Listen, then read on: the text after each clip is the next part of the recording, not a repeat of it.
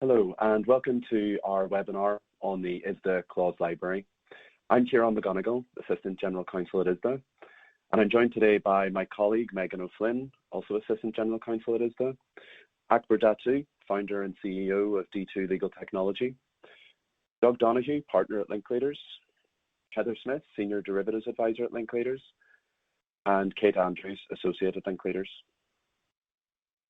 This webinar is intended to provide an introduction to the clause library, including some of the key drivers behind ISDA's push for greater standardization of documentation, to explain how we developed the clause library, including through the creation of the ISDA documentation taxonomy, to explain how users can navigate the clause library and use it as a tool to construct clauses for inclusion within the ISDA master agreements, and finally to look ahead to future developments, including the expansion of the clause library to cover additional ISDA documentation. So perhaps we should begin by taking a step back. Legal documentation remains largely paper-based. There's a reliance on physical document exchange and wet ink signatures, increasing the time it takes to execute documents and presenting challenges for the management of important legal agreement data. Legal documentation also continues to be customized across different client and business sectors. Drafting variations within these bespoke provisions may provide little or no commercial benefit and further increase the time taken to negotiate contracts and to onboard clients. More fundamentally, there's a lack of connectivity between contractual terms and the processes designed to implement those contracts. This leads to disconnect among systems and processes designed to monitor important business and operational functions deriving from those contracts, including netting and collateral enforceability, liquidity, and counterparty credit risk management. Each of these challenges compound over time, creating significant legacy issues for firms reliant on complex infrastructure and at times inconsistent, incomplete, or even inaccurate data. Market events and new regulations often require manual and expansive analysis of large volumes of bespoke legacy documentation to determine contractual rights and positions. Needless to say, none of this is a solid foundation for digitization and the benefits that flow from that. Overcoming these challenges and creating the foundation for digitization and the implementation of new automated and intelligent technology solutions in the derivatives market will inevitably require greater standardization. The ISDA clause library is designed to deliver this standardization by providing standard form drafting options for commonly negotiated provisions within ISDA documents and the most common variants of those provisions, allowing users to construct almost 150 distinct outcomes within the schedule to the ISDA master agreements. In developing the ISDA clause library, ISDA conducted a review of thousands of master agreements, focusing on the substance and outcome of each clause rather than the specific wording. This resulted in the ISDA documentation taxonomy, which provides a framework for identifying and categorizing commonly used clause variants. The ISDA clause library provides standard form drafting options, allowing users to construct clauses that achieve the outcomes identified and expressed within the ISDA documentation taxonomy. This standardization provides a number of important benefits to users, including quicker and more efficient contract negotiation and client onboarding, more accurate and efficient regulatory and market-driven repapering exercises, and more consistent and accurate reporting of legal agreement data, for example, under QSC record-keeping requirements or as part of supervisory or prudential oversight rules. The work done in developing the ISDA documentation taxonomy also provides the foundation for greater digitization through the creation of an industry standard framework for categorizing and managing legal agreement data, greater alignment among systems and processes designed to monitor important business and operational functions deriving from legal contracts, and also modeling legal agreement data within the ISDA common domain model, allowing it to be deployed consistently across different implementations and products. All of this provides a much more robust foundation for the development and application of new technologies such as DLT, smart contracts, and artificial intelligence to derivatives documentation and products. If you're interested in hearing more about the common domain model or ISDA's work on smart contracts, I'd encourage you to visit the ISDA website or to contact me or my colleagues. Before getting into the detail of how the clause library has been developed, I think it's important to clarify at the outset precisely what the clause library is, and perhaps just as importantly, what it isn't. As I mentioned previously, the ISDA clause library comprises a series of standard form drafting options for commonly negotiated provisions within the ISDA master agreement and the most common variants of those provisions. The ISDA clause library in and of itself is not a data model, nor is it a digital or pseudocode representation of the schedule to the master agreement. It's not like a definitions booklet or supplement in that it is not designed to be incorporated into contracts in its unamended and published form. Perhaps the best way to think about the clause library is as a tool to allow users to construct clauses that achieve the business outcomes expressed within the ISDA documentation taxonomy. We envisage that firms will use the clause library to assess and update their existing templates and users guides. And of course, firms will be able to use the clause library when negotiating their ISDA master agreements on ISDA Create, when these documents are added to that platform later this year. Finally, one of the most important points to note about the ISDA clause library is that it's not intended to place restrictions on a firm's ability to agree terms in their documentation, nor are we providing guidance on how users can best achieve specific outcomes or manage specific risks. Rather, we are standardizing the way in which firms agree terms within their bilateral documentation. So where users agree on the relevant outcome, the clause library is a tool that will allow them to easily achieve that outcome in a way that avoids excessive or unnecessary customization and negotiation. With that, I'd like to now hand over to Akbar Datu to provide some background on how the ISDA clause library, and specifically the ISDA documentation taxonomy, has been developed.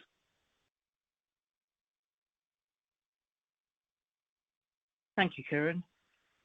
As Ciarán mentioned, I will be taking you through the documentation taxonomy that's been created. It's important to realize that in order to best utilize the clause library, that it's important to understand its interrelation with that documentation taxonomy. Ultimately, the ISDA master agreement is in place between two trading parties in order to support their trading.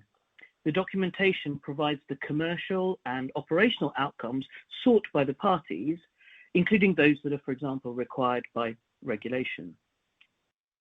Now, the documentation taxonomy that you can see in the middle of this slide here lists out the various clauses that might exist in an ISDA master agreement and goes on to define what they do by reference to business outcomes. This means that we can communicate both internally within one of the parties to the agreement and also as an industry as a whole, thinking about communication between firms or other actors as to what we mean by a clause.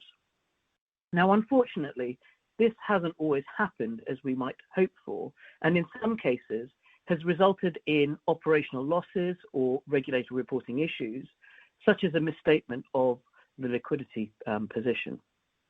So the first thing that this documentation taxonomy does is to list the clauses and to give them a definition. So, for example, for payment netting, it's defined as a clause specifying whether, and if so, the manner in which parties agree to net payments due under transactions on a particular date. Whereas for termination currency, that's defined as a clause specifying the currency in which the termination payment is made, including the process by which such currency is determined. So for each of these clauses, the main different business outcomes that one might negotiate have also been defined and enumerated. And you can see that by each of the circles next to each of the clauses, for example, payment netting. So what does this do? This allows the creation of a clause library. Effectively, model wording that the industry could use in order to achieve a particular business outcome in a standardized way. We can then talk in business outcomes and utilize the clause library, for example, through applications such as ISDA Create. These can be used to generate documentation by identifying the business outcomes sought by the parties through the dimensions as expressed in the taxonomy. It also allows us to use those business outcomes that have been enumerated as the start of a data model to represent the agreement terms digitally. Now, that's a very important part of how we see new documents, for example, that may come out from the ISDA create process, or as part of looking through our legacy portfolios and wanting to understand in some sort of standardized manner exactly what business outcomes they may achieve. I'd like to take you through some specific examples to help you understand how that all pieces together. And on this slide here, we start to consider payment netting. Now, in constructing this documentation taxonomy, we have analyzed thousands of ISDA master agreements in order to identify the key variations. And when we've done that, that's been by reference to the business or operational outcomes. There's been a set of master agreements that have been analyzed, as well as running this through an ISDA working group in order to invite further examples that may not have been originally identified. Now, the common and important business outcomes were identified using 12 guiding design principles. I've already detailed the definition of payment netting, a clause specifying whether, and if so, the manner in which, parties agree to net payments due under transactions due on a particular date. Now, the 4 sample clauses you see on the right-hand side of this slide are all drafted differently, yet they all seek to incorporate payment netting of amounts due on the same day, in the same currency, and across a specific stated group of transactions. All 4 of these clauses can therefore be easily consolidated within a single defined clause variant in the documentation taxonomy. The thing that you'll notice looking through this wording is that we are looking at the substance of business outcomes, not the form of the documentation. As you will see from these 4 examples, in some cases, this is operating under a 1992 ISDA master agreement. So there are references to things such as section 2C2 will apply. Whereas we're drafted under a 2002 master agreement, the expression used is multiple transaction payment netting will not apply. Again, seeking to map to common business outcomes rather than specific wording that may have been used.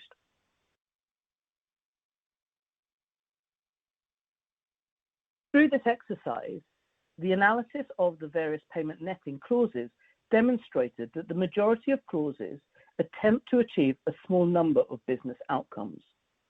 The 4 clauses shown on the previous slide would all fall within the second variant in the table shown below, as would any other clause where payment netting was applied to groups of transactions. Now, consolidating the variants for each clause in this way allows us to easily create a scheme of classification or documentation taxonomy that facilitates the definition and categorization of commonly negotiated provisions within the ISDA master agreement and identify the relevant business variables or data points used within those provisions. In this second variant example, we are identifying the groups of transactions that are combined in order to form a net amount. And as we'll see, that could, for example, be in respect of FX transactions and currency option transactions.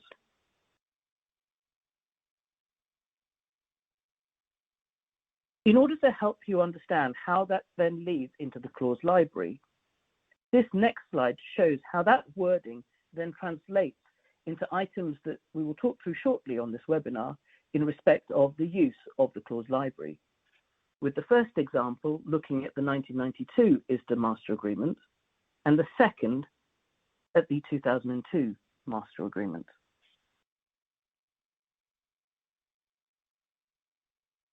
It's probably also useful to provide you with one more example on another clause, in this case, termination currency.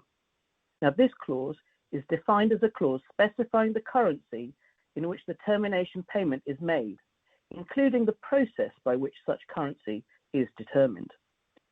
Now, this is in many ways a much simpler example in terms of being able to see how clause wording can dramatically differ despite a very simple business outcome being sought in this regard.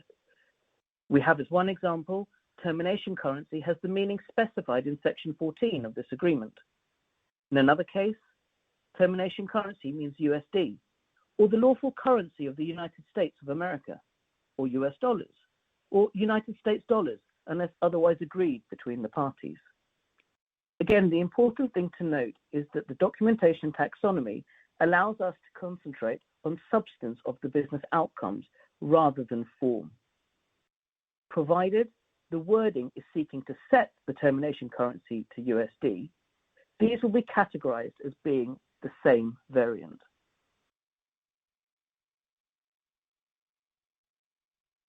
On this slide, we can again see the different variants that have been defined for termination currency. Again, just to help you understand how this then links into the clause library, on this following slide, you can see how those different variants in terms of drafting map to what you will see in the clause library.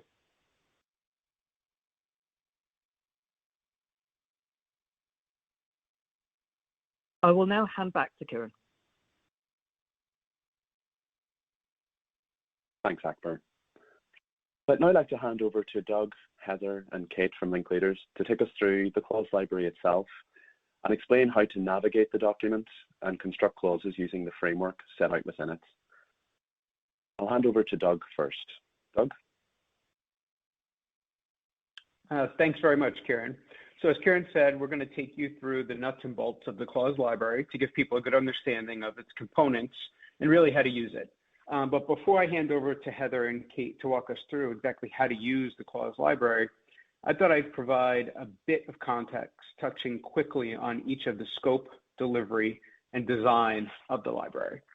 So first, from a scope perspective, and some of this will be repetitive of what Ciarán started out with, but I think it is important to kind of level set here.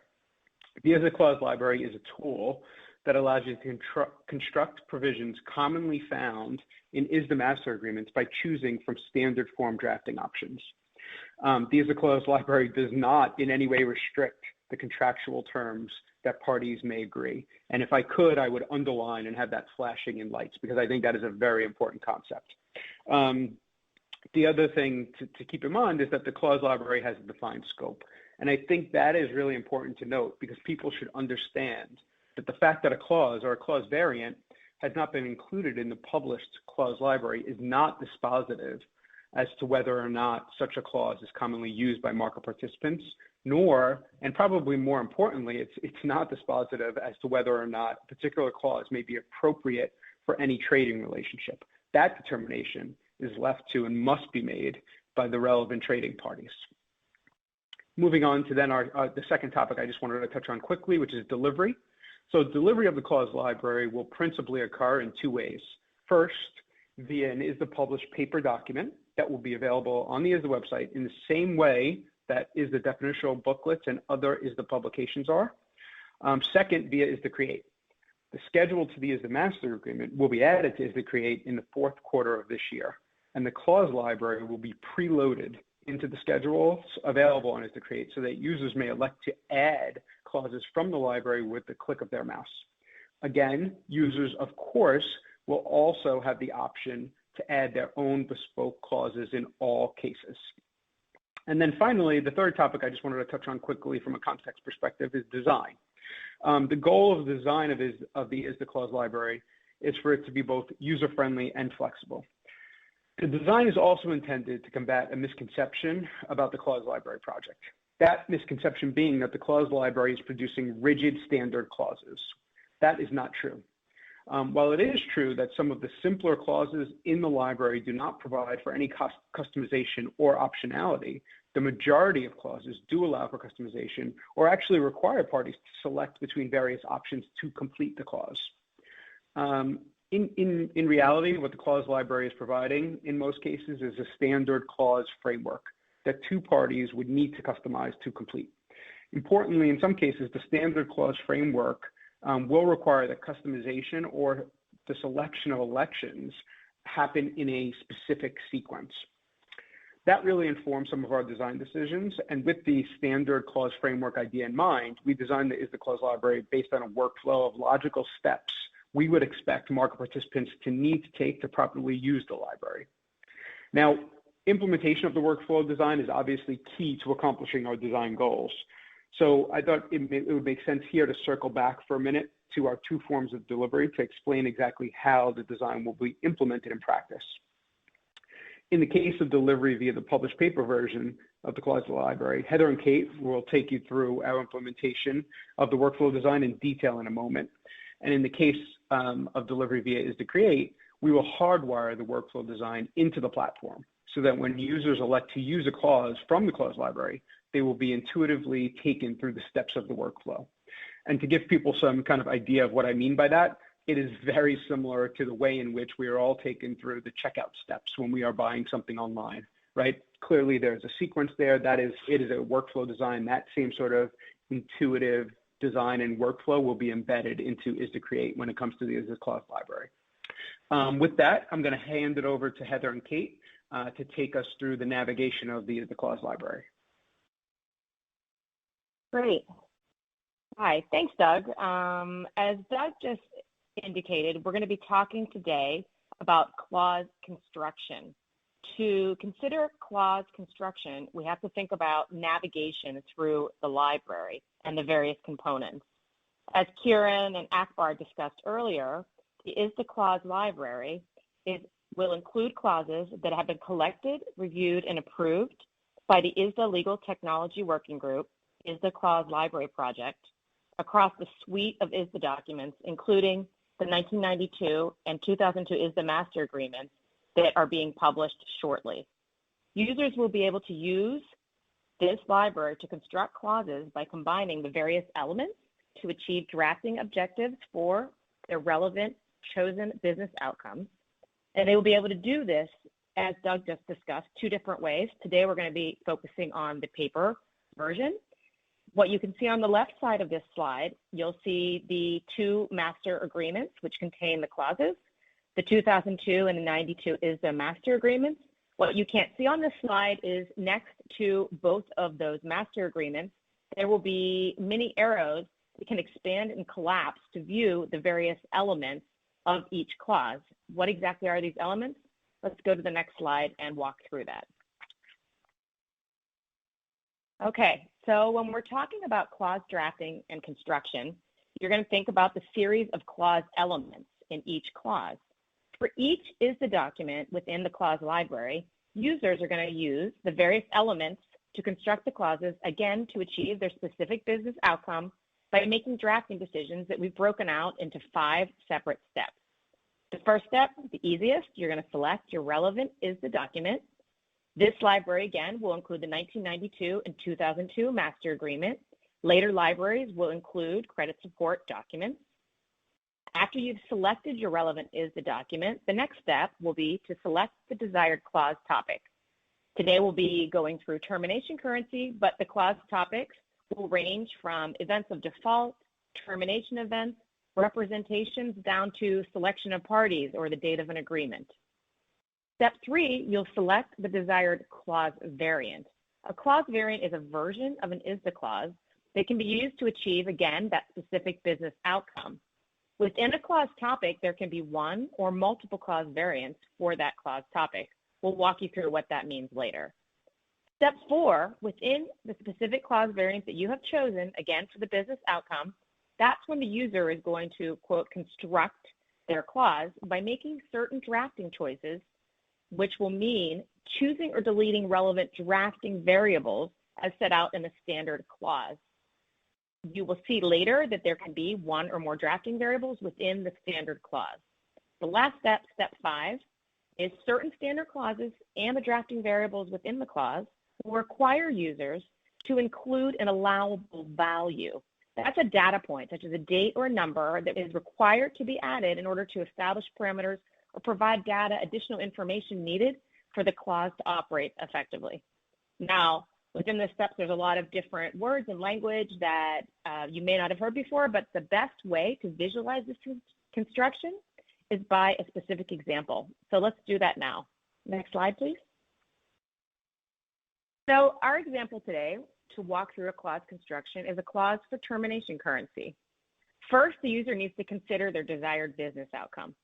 In this case, 2 parties to a 2002 ISDA Master Agreement have agreed that their business outcome will be in connection with the termination currency provision. The parties in this case want the non-defaulting party or the party which is not the affected party to select the termination currency. Next, they want the choice of the termination currency to be limited to a currency in which payments are or would be due under the transaction under the ISDA. Last, they want the termination currency to be as agreed if there are two affected parties, or if the parties cannot agree, they want US dollars. So now let's construct or draft this clause. So let's go to the next slide, please. Okay, so the first step, again, the easiest step for us is selecting the relevant ISDA document. Again, in this clause library, this is limited to master agreements alone. So you will have the 2002 ISDA master agreement and the 1992 master agreement. As I stated earlier, clause libraries will be published at a later date for both the legacy and regulatory credit support documents. The working group is currently reviewing and approving clauses for those documents at this time. Today, for our example, the party is going to select the 2002 ISDA master agreement from the clause library as indicated on the left side of the slide. Next slide, please. The second step, you're going to select your relevant clause topic. Now, as discussed earlier, what you can't see on the slides today are the little expandable and collapsible arrows to view the various topics of the clause library. You can see them listed here on the left side in blue, and they include date of the agreement, representation, netting of payments, down to termination currency, which is going to be our clause topic. So in our current example today, you will have selected the termination currency as your clause topic, which will include the clauses for this topic, which have been identified and captured within the ISDA taxonomy. Again, as Doug discussed a little earlier in the introduction to this section, this does not mean or limit the choice of clauses that a user could use in a master agreement, but these are the ones that have been reviewed and approved by this project group. Once you've selected your topic, it is time to construct your clause, and Kate's going to walk us through the last three steps. Kate? Okay, thanks, Heather. So we're going to move on to step 3, selecting the relevant clause variant. Now, as discussed, each clause topic will have this expandable format where the users can view the other elements underneath the clause topic. And the first one is the variant. Now, various clause variants will be presented here with a title, as you can see on the left-hand side, identification of termination currency, and a brief description which outlines the business outcome when each of those variants would be added to the agreement. Now here you'll see there is one variant. Other ISDA clauses will have multiple choices of clause variants reflecting various business and drafting outcomes. And the parties will need to choose which ones they want to use for their desired outcome. For example, clause topic 1.2, identification of parties, contains 3 variants. And these are whether you want to just identify parties simply, party A and party B, or for various investment manager scenarios where you're identifying an agent that executes an ISDA on behalf of clients, or identification of agents that trade under an ISDA executed by the principal. However, under termination currency, there is only one variant for the users to choose from, and this is because all of the identified business outcomes identified under the taxonomy can be achieved through this one variant. And if we go on to the next slide, we can show you how we do that. It's important to show the different elements here. We have the unique clause identifier, and each clause variant will be identified using this identifier. The codes are MA02 underscore term underscore cur underscore number 1, which MA02 refers to the 2002 master agreement.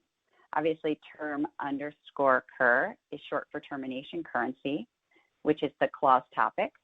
And then number 1 is clause variant number 1.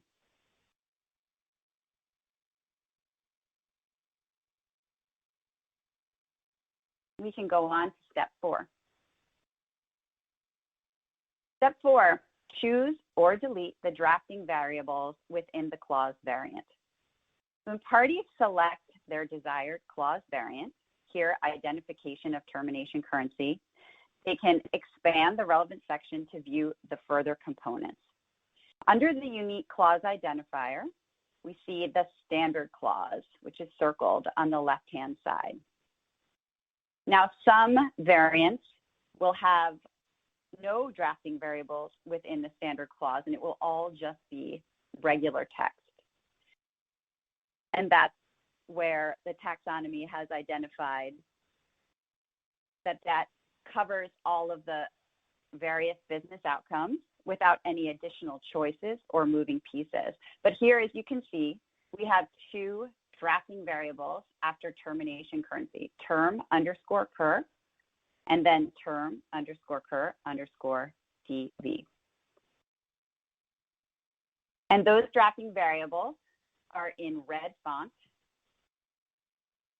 and the unique reference will be on the left-hand side of the drafting variable table, which is the table you see underneath the standard clause. And as you can see, these components begin to lead the parties through a series of choices to construct their clause and to achieve their desired business outcome. So if we go on to the next page, we go on to choose the drafting variable, and you'll see on the left-hand side of the table the term_cur reference with 5 versions to choose from. And further down in the table, each version will have the relevant corresponding text. Now, our two parties are going to recognize that term_cur v3 or version 3 is their appropriate text as it reflects the agreed position in terms of the non-defaulting or non-affected party selecting the termination currency. And then for the second drafting variable in the standard clause, term_cur_DV, the parties are going to choose version 2, delete if not applicable. This happens many times in the clause library where parties, because of their desired business outcome, choose to effectively delete a drafting variable as they do not need it. And here, this is the case as the parties do not want to include this proviso providing a default value currency here. So now we've replaced 2 drafting variables with corresponding text, and our standard clause will now read termination currency means the currency selected by the non-defaulting party or the party which is not the affected party. And as you see, we've run up against another drafting variable for condition. We go on to the next page. We can see how we go further by choosing drafting variables within drafting variables to have more specific element of our business outcome. So in our example, because the parties have agreed to add the condition that the currency must be one in which payments would be due under a transaction under the specific ISDA master, the parties will choose the drafting variable version _V1. And as a result, that condition will be added into our standard clause. Now, it's important to note that in other business scenarios, parties could choose a bespoke drafting option here by choosing _version 4, which says specify alternative conditions. And that's an opportunity to enter free text to express that bespoke drafting option. Or they could choose _V5, delete if not applicable, as that condition is not needed at all in order to arrive at their desired business outcome. And as you'll see, our standard clause is now almost complete. We have one more reference left in the standard clause, and that's a green allowable value reference. We go on to the next page. We can talk a little about what those allowable values are. So allowable values can be within a drafting variable or also directly within a standard clause itself. And this is where parties need to make additional drafting choices that include data points, such as a date, a number, a party name, a currency, in this case, a credit rating is another example. So each allowable value is in green, a green reference. And as you can see, the allowable value table falls right under the drafting variable table. So here, the parties will go to the corresponding allowable value across from the reference. Now, in this case, for currencies, because there are more than one or two, we've then the larger list of values in the library, we've added into an appendix as they wouldn't fit neatly into the table. So we would go to Appendix A, and our parties would choose US dollars, their desired fallback currency. And now the final standard clause has been constructed, and our parties have agreed to termination currency, means the currency selected by the non-defaulting party or the party which is not the affected party. And you have your condition, which must be a currency in which payments would be due under one or more transactions. And then if there are two affected parties, the termination currency will be the currency agreed between them. And if the parties cannot promptly agree on a currency, then the termination currency will be, and you have your allowable value, US dollars.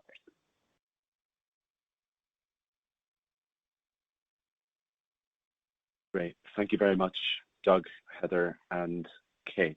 And I think you can immediately see from that walkthrough of the clause library the level of flexibility afforded to users. And I think that really does emphasize the point that Doug mentioned in his remarks around nothing in the clause library being designed or intending to limit users' ability to negotiate appropriate terms in their contracts.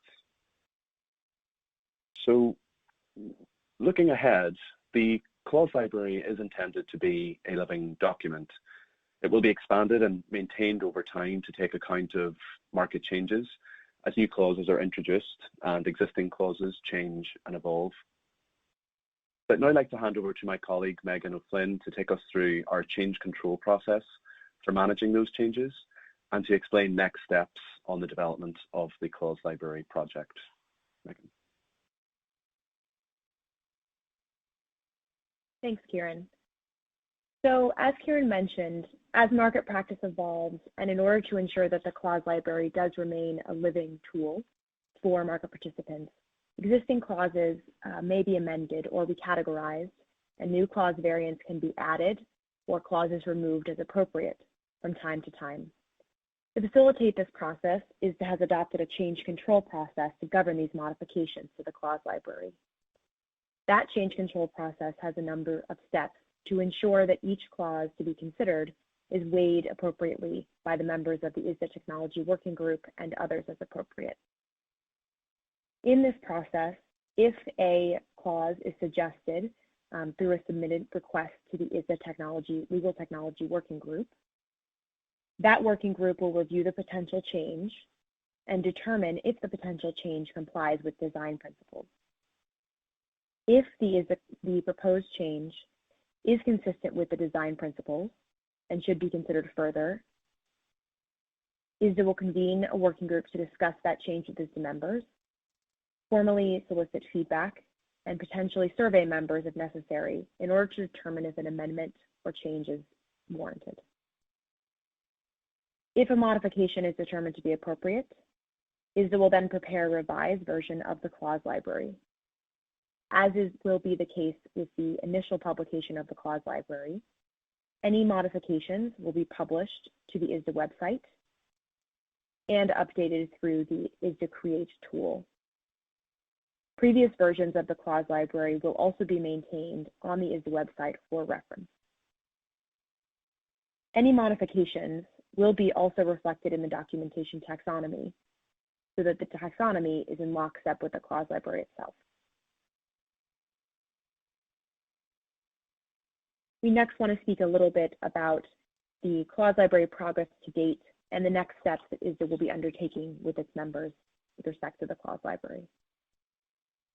Phase 1, and what we've been discussing thus far, is to be published in June 2020. And that, again, as Doug mentioned earlier, will be through a paper document published on the ISDA website, followed by incorporation into the ISDA Create platform. This phase covers the 2002 and 1992 ISDA Master Agreement under English, New York, French, and Irish law, and is based upon an analysis of approximately 50,000 clauses and over 100 document samples provided by ISDA members through the working group in the last many, many months. This phase, as many have described before, has analyzed many clauses reviewed, and it will be maintained over time through the defined change control process we just discussed. Looking ahead, ISDA expects that phase 2, covering the credit support documentation, including 12 different forms of the CSA, but excluding the IM CSAs, will be published in the fourth quarter of this year. This phase will analyze and categorize 49 distinct clauses and the most common variants of those clauses by reference to their specific outcomes. If you are interested in contributing further to this work, ISDA members are encouraged to join the ISDA Legal Technology Working Group to further discuss and contribute to this phase of the project. I'll turn it back over to Ciarán. Thank you, Megan. And thank you also to Akbar, Doug, Heather, and Kate for taking the time to speak today. And I'd also like to thank ISDA members who have contributed to the development of the ISDA Clause Library over the past 2 years, particularly those who have attended weekly working group calls for the past 2 years, and those who have contributed clause and documentation samples. Your participation is very much appreciated by ISDA and has contributed significantly to the development of what we think is a transformational product and an important foundation as the industry begins its journey to a more digitized and automated future. If you'd like to discuss anything mentioned in today's webinar or the clause library more generally, please reach out to me and my colleagues at ISDA. Thank you.